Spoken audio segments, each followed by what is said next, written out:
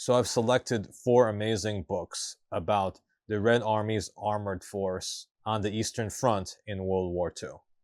The first book is a myth-busting book about the T-34 and the teething troubles the Soviet armored forces had in 1941. The second book is about the elite Russian tank generals that commanded the 6 tank armies in World War II. Then I will cover an outstanding history of the Second Guards Tank Army and their powerful offensive operations. So I start with the tanks of Operation Barbarossa, Soviet versus German armor on the Eastern Front, by Boris Kavalerchik. Boris is a mechanical engineer and retired officer of the Soviet Army that researched this book in the Soviet archives to bust apart myths about the T-34 and to clarify the combined arms operations and the actual military reality of the tank in 1941. He clarifies the reality of armored warfare in 1941, and he covers both sides, Russian and German. The purpose of his research is to analyze comprehensively the tanks used on both sides and their real combat effectiveness. Despite having 4 times more tanks, the Soviets had less combat power than the Germans due to the poor standard of their training, the poor standard of their organization, and the lack of combined arms. The Red Army's tank force, much of it organized in less than half-trained and half-developed mechanized corps, fell apart when subjected to powerful German combined arms operations.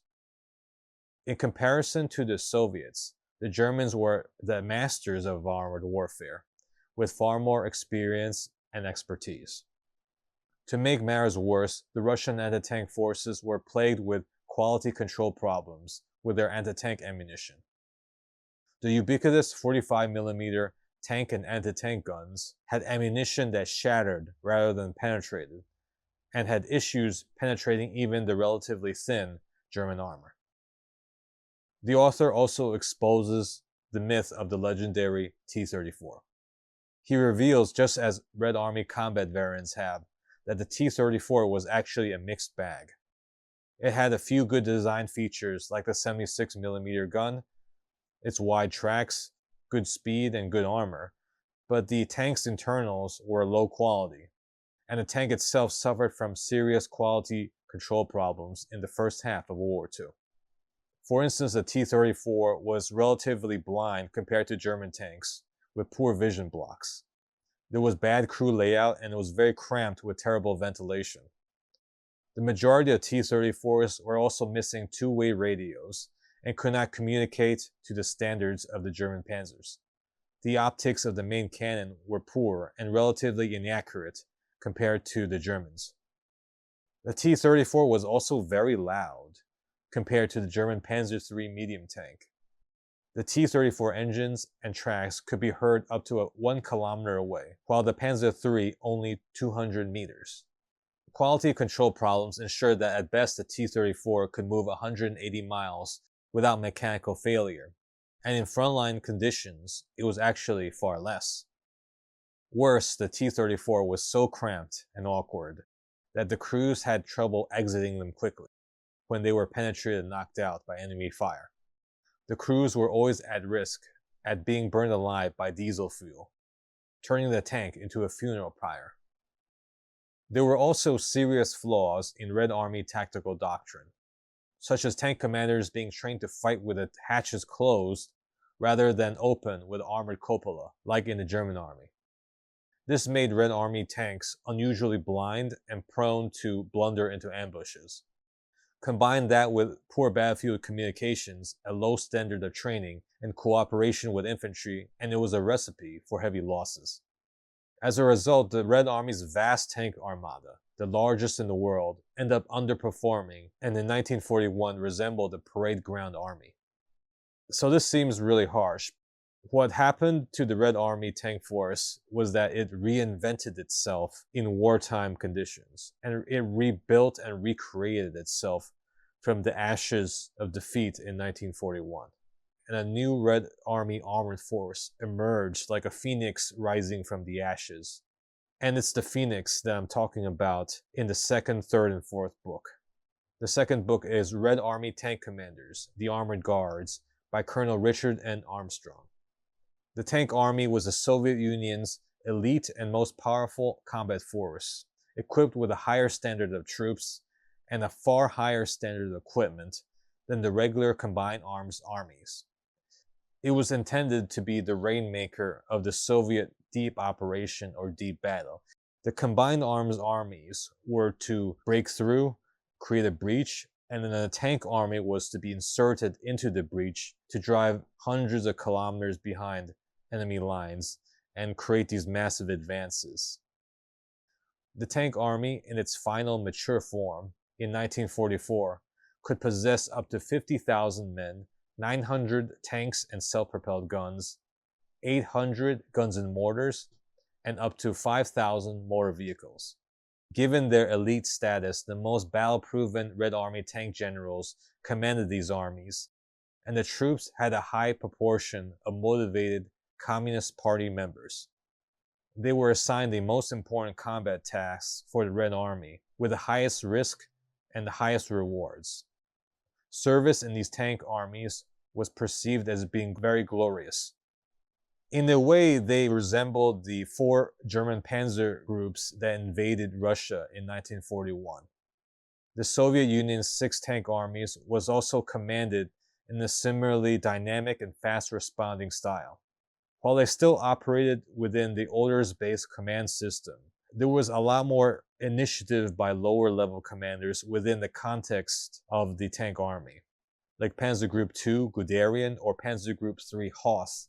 2nd Tank Army's Bogdanov and 3rd Tank Army's Rabalko were responsible for attacking deep behind enemy lines and achieving encirclements of massive enemy forces. They could also be used as a reserve to break through the final crust of German defenses in case the regular combined arms armies failed. The tank armies inflicted enormous losses on the German forces, and they were the most combat efficient of the Russian armies. They carried the Red Army from Stalingrad to Berlin. Red Army tank commanders, the Armored Guards, profiles the 6 key Soviet tank commanders that led the 6 tank armies. 1st Tank Army was led by General Katukov. 2nd Tank Army was led by General Bogdanov. 3rd Tank Army by Rabalko. 4th Tank Army by Lyushenko. 5th Tank Army by Rotmistrov. And 6th Tank Army by Kravchenko. Each tank commander's combat career is presented along with a detailed analysis of their leadership, combat tactics, and command style. General Katukov of the 1st Tank Army would follow Stavka's orders the closest. He had good relations with his staff and would accept collective decisions. Like the Germans, he allowed the troops under his command the freedom to fight in the way they saw fit, as long as they achieved victory.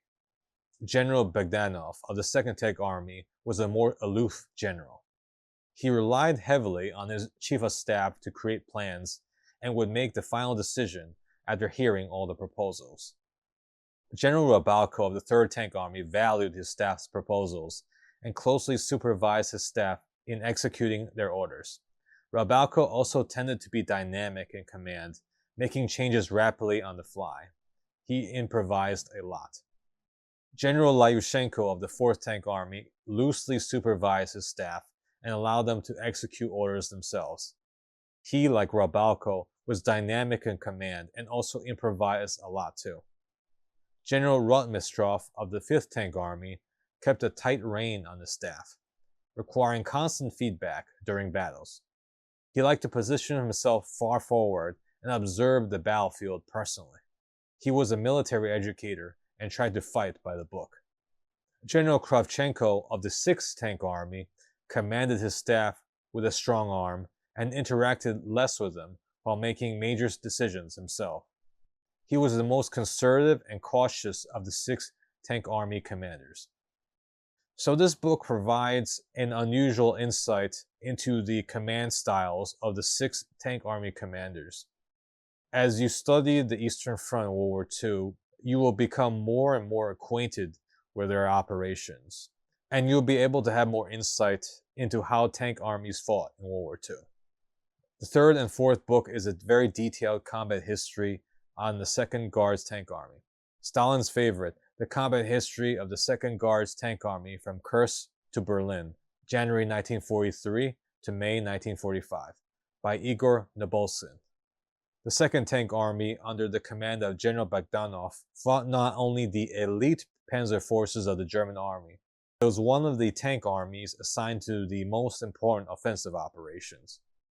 It was the first tank army to fight its way into the bloody streets of Berlin in 1945. History of the 2nd Guards Tank Army follows the evolution and dynamic change of the tank army under repeated upgrades and refittings. There's a lot of information about troop training and unit building. Also covered is General Bogdanov, whose leadership tactics and combat record is covered in Red Army Tank Commanders by Richard Armstrong. This history focuses on combat between 1943 to 1945. The highlights of the combat is the Battle for Kursk, the Battle for Orel, the battles in Ukraine, including the Kherson Pocket and the Battle of Uman, the Battle of Targu Formos in Romania, the tank battles in Warsaw, the powerful Vistula Order Offensive, and it ends with the 2nd Guards Tank Army in the Battle for Berlin. I have to say that this is an incredible unit history, one of the best published and designed to deep dive into the organization and the operation of the 2nd Tank Army in deep offensive operations. These deep offensive operations occurred dozens or hundreds of kilometers behind enemy lines.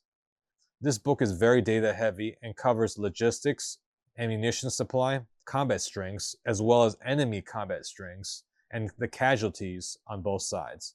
Also included are lots of analytical after-action reports. History of 2nd Guards Tank Army sets new standards. It's incredibly detailed with information from primary Tasumu research, veterans documents, and secondary German sources as well. Detailed maps are included as well as a document dump of different combat and organizational data. The book deep dives into combat tactics. There's also a lot of great photographs, including those of commanders and veterans, and official statements of their heroic deeds. The unit history also covers and integrates the German perspective, mainly using the most up-to-date secondary sources, but also includes primary German research as well. There's lots of data on the strengths and losses on both sides. I have to say that History of the 2nd Guards Tank Army is one of the best unit histories ever published. So I recommend anyone who's really interested in armored warfare and combined arms armored operations and deep operations and the Red Army Armored Force to really consider this book to be among the best of the best and a must-have. Thanks so much for watching. Please help out this channel by liking, subscribing, and ringing the notification bell. And check out the playlists. Comment below on what you think about the Red Army Tank Force in World War II.